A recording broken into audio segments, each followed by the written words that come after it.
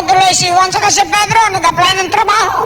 Unang pumasok, si Juan, in-interview. Sabi ng interviewer, sino ang presidente natin ngayon? Sabi niya, Rodrigo Roa Duterte. Tama. Sabi, kailan na-discover ni Magellan ang Pilipinas? March 15, 1521. Kailan? Tapos sabi ng interviewer, last question. Alam mo ba na may gamot na ngayon sa cancer? Sabi ni Juan, dati pa po. Alam niya na. Okay, lumabas ka. Papasukin mo yung sunod. Pasok si Pedro, sabi na sa loob, ano sinabi mo sa loob? Basta't ang sagot mo, Rodrigo Duterte, March 15, 1521, saka dati pa po.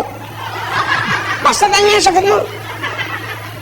Baik, pagpasok sabi ng interview kay Pedro, anong pangalan mo?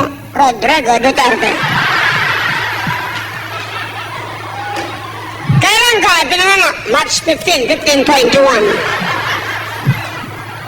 Sabi nung nag-interview, parang si Raulo ka, dati pa po. Naalala ko tuloy si Juan sa